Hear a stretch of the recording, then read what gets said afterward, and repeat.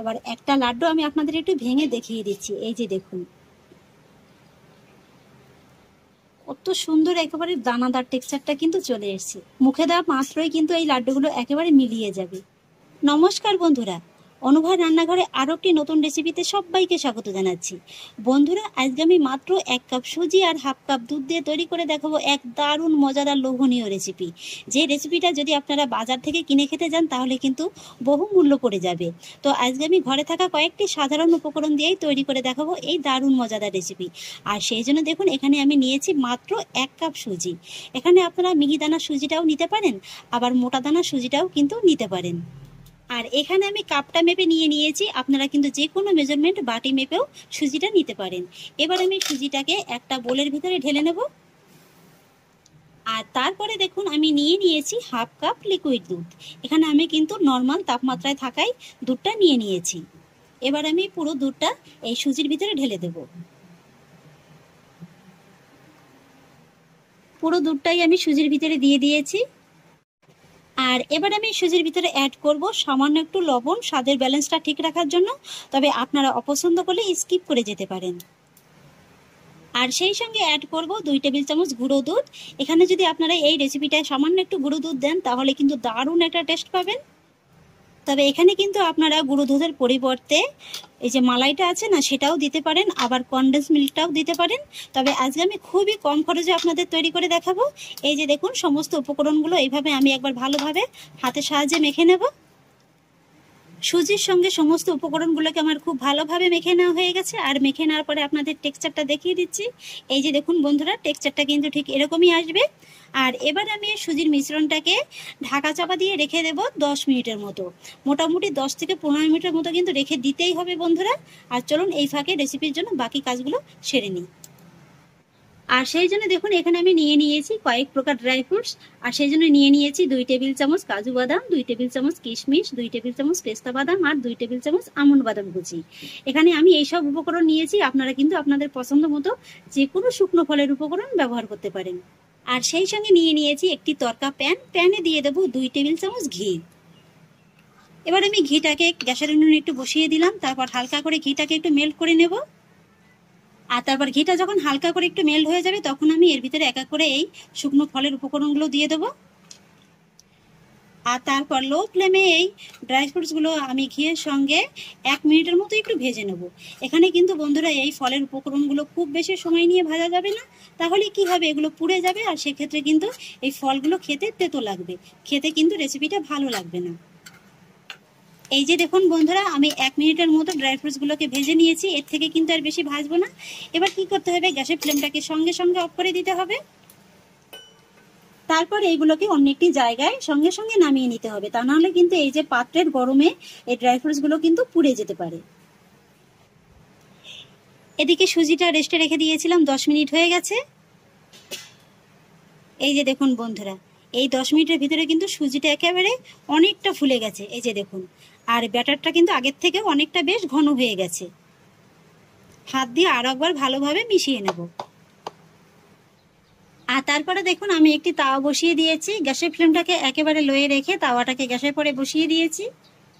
আর এবার এই তাওয়ার ভিতরে আমি দিয়ে দেবো খুবই সামান্য একটু ঘি। ঘিটাকে তাওয়ার গায়ে খুব ভালোভাবে লাগিয়ে নেব। আর তারপর আমি যে সুজির ব্যাটারটা রেডি করে রেখেছিলাম সেই ব্যাটার থেকে এইভাবে অর্ধেকটা মতো ব্যাটার নিয়ে নেব। তারপর এই তাওয়ার ভিতরে এইভাবে বসিয়ে দেব। এইভাবে একটু হাত দিয়ে ছড়িয়ে ছড়িয়ে একটা রুটির মতো করে নেব। খেয়াল রাখবেন এটা যেন খুব বেশি মোটা না থেকে যায়, একটু পাতলা করেই কিন্তু ছড়িয়ে দিতে হবে। এই যে বন্ধুরা, ব্যাটারটিকে আমি খুব সুন্দরভাবে ছড়িয়ে নিয়েছি। আর আশা করি নিশ্চয়ই দেখে বুঝতে পারছেন যে এটাকে ঠিক কতটা পাতলা রেখে ছড়িয়ে নিতে হবে। আর এবার কিন্তু গ্যাসের ফ্লেমটাকে একই রকম রেখে এইভাবে মোটামুটি 3 থেকে 4 মিনিটের মতো আমি একটু হালকা করে সেঁকে নেব। খেয়াল রাখবেন এটা যেন পুড়ে না যায়। এইভাবে হালকা করে মোটামুটি গ্যাসের ফ্লেমটাকে লোয়ে রেখে সেঁকে নেবেন। এতে করে কি হবে, সুজিটাও খুব ভালোভাবে সেদ্ধ হয়ে যাবে, অথচ পুড়েও যাবে না। নিচের পাশটা যখন ভালোভাবে সেঁকা হয়ে যাবে না, তখনই কিন্তু আপনারা বুঝতে পারবেন যে এই সুজির উপরের পাশটা কিন্তু কালারটা চেঞ্জ হয়ে গেছে। এই যে দেখুন, কালারটা কিন্তু একেবারে পুরোপুরি চেঞ্জ হয়ে গেছে। আর তাছাড়া এইভাবে একটু হাত দিয়ে ঘুরিয়েও দেখতে পারেন। এইভাবে দেখবেন যে খুব সহজেই কিন্তু ঘুরে যাচ্ছে। আর ঠিক এই সময় কিন্তু এই রুটিটাকে ধরে এইভাবে উল্টে দিতে হবে। তারপর হালকা হাতে আবার একটু ঘি ছড়িয়ে দিতে হবে। আর তারপর একই রকম ভাবে এই রুটিটার অপর পাশটাকেও 3 থেকে 4 মিনিটের মতো সেঁকে নিতে হবে। আর তারপর একটু উল্টে পাল্টে ঘন ঘন নেড়েচেড়ে এই রুটিটাকে একটু হালকা ব্রাউন করে ভেজে নিতে হবে। 3-4 মিনিট বাদে একই রকম ভাবে রুটিটাকে উল্টে দেব। এই যে দেখুন বন্ধুরা, রুটির গায়ে হালকা একটু কালার চলে এসেছে। আর ঠিক এই সময় কিন্তু একটা কাঁটা চামচের সাহায্যে রুটির গায়ে এইভাবে একটু ছিদ্র করে নিতে হবে। এতে করে কি হবে, যে ভেতরে সুজিটা আছে এটা কিন্তু আর কাঁচা থাকবে না, খুব সুন্দরভাবে কুক হয়ে যাবে।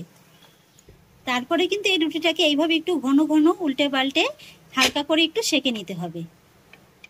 এই যে বন্ধুরা, এই রুটিটাকে কিন্তু আমার সেঁকে নেওয়া হয়ে গেছে। এবার একটি থালার পরে আমি এই রুটিটাকে এইভাবে নামিয়ে নেব। তারপরে বাকি রুটিটাকেও একই রকম ভাবে তৈরি করে নেব। একই রকম ভাবে পরের রুটিটাকেও কিন্তু আমি তৈরি করে নিয়েছি। আর এবার কিন্তু বন্ধুরা এই রুটি দুটোকে খুব ভালোভাবে ঠান্ডা করে নিতে হবে। তাতে করে আপনারা কিন্তু ফ্যানের নিচেও রেখেও ঠান্ডা করে নিতে পারেন। রুটি দুটোকে কিন্তু আমি খুব ভালোভাবে ঠান্ডা করে নিয়েছি। আর এবার আমি এই রুটিগুলোকে এইভাবে একটু ছোট ছোট টুকরো করে ছিঁড়ে নেব। এই যে বন্ধুরা, পুরো রুটিটাকে কিন্তু আমি এইভাবে ছোট টুকরো করে কেটে নিয়েছি। আর এবার আমি নিয়ে নিয়েছি বড় মিক্সচার জারটা, জারের ভিতরে পুরো রুটিগুলোকে দিয়ে দেব। আর তারপর এই রুটির টুকরোগুলোকে পালস মোডে একটু থেমে থেমে আমি ঘুরিয়ে নেব। একবারে কিন্তু বন্ধুরা ঘুরিয়ে গুঁড়ো করতে যাবেন না, তাহলে কিন্তু আবার দলা পেকে যেতে পারে। আর এইভাবেই কিন্তু পুরো রুটিটাকে একবারে পুরোপুরিভাবে ঠান্ডা করে নিয়ে তারপরে ঘুরিয়ে নেবেন। যদি গরম অবস্থায় রুটিটা আপনারা ঘুরিয়ে নেন তাহলে কি হবে, এই যে গরমের কারণে রুটিটা কিন্তু গুঁড়ো না হয়ে দলা পেকে যেতে পারে। তাই এইভাবে পুরোপুরিভাবে ঠান্ডা করে নিয়ে তারপরে পালস মোডে ঘুরিয়ে নেবেন। এই যে দেখুন বন্ধুরা, রুটিগুলোকে আমি কত সুন্দরভাবে গুঁড়ো করে নিয়েছি। আর এই যে দেখুন, এর ভিতরে কত সুন্দর একটা সুজির মতো দানাদার টেক্সচার কিন্তু চলে এসছে। ঠিক এইভাবেই কিন্তু গুঁড়ো করে নিতে হবে। আর হ্যাঁ বন্ধুরা, আজকে আমি সুজি দিয়ে আপনাদের কি তৈরি করে দেখাবো সেটা তো বলাই হয়নি। বন্ধুরা, আজকে আমি সুজি দিয়ে আপনাদের তৈরি করে দেখাবো সুজির দানাদার লাড্ডু। এই যে দেখুন কত সুন্দরভাবে গুঁড়ো করে নিয়েছি। আর এবার আমি গুঁড়ো করে নেওয়া সুজিটাকে অন্য একটি জায়গায় নামিয়ে নেব। কত সুন্দর একটা টেক্সচার চলে এসছে।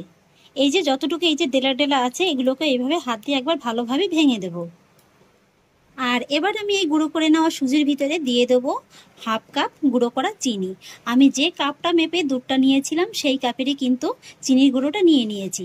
তবে আপনারা কিন্তু এখানে চিনির গুঁড়ো পরিমাণটা বাড়িয়ে কিংবা কমিয়েও নিতে পারেন। আর তারপরে এই সুজির ভিতরে দিয়ে দেবো এই যে ছোট 1 চামচের মতো এলাচ গুঁড়ো। এতে কিন্তু দারুণ একটা ফ্লেভার পাবেন আপনারা, খুব সুন্দর একটা গন্ধ আসবে। একই সঙ্গে দিয়ে দেবো আমি যে ড্রাই ফ্রুটসগুলো ভেজে রেখেছিলাম সেই ড্রাই ফ্রুটসগুলো। আর সেই সঙ্গে দিয়ে দেবো 2 টেবিল চামচ ডেসিকেটেড কোকোনাট।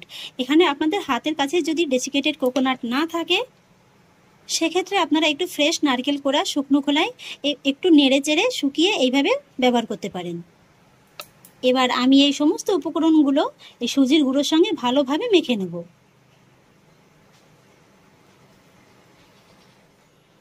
এই যে দেখুন বন্ধুরা, সুজিটা মাখতে মাখতে কত সুন্দর একটা টেক্সচার চলে এসেছে। ঠিক এমনই কিন্তু টেক্সচারটা আসতে হবে। তবে এক্ষেত্রে আমি আপনাদের ছোট্ট একটা টিপস বলে দিচ্ছি। যদি দেখেন যে অনেকক্ষণ মাখার পরও এই ধরনের টেক্সচারটা আসছে না, সেক্ষেত্রে আপনারা আরেকটু গুঁড়ো করা চিনি কিংবা একটুখানি মেল্টেড ঘিও ব্যবহার করতে পারেন।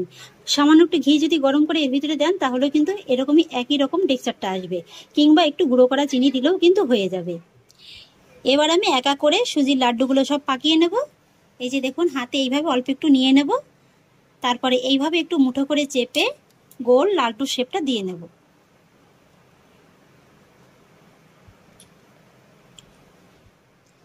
এই যে বন্ধুরা দেখুন, কত সুন্দর একটা দানাদার লাড্ডু তৈরি হয়ে গেল। কি বন্ধুরা, দেখে এখনই খেতে ইচ্ছা করছে? তো এইভাবে বাড়িতে কিন্তু বানিয়ে খেতে হবে। আর বানিয়ে খেয়ে আমাকে অবশ্যই কিন্তু কমেন্টে জানাবেন যে আপনাদের কেমন লাগলো। একটা লাড্ডু আমার তৈরি করা হয়ে গেল। একটি প্লেটের পরে রেখে দেব।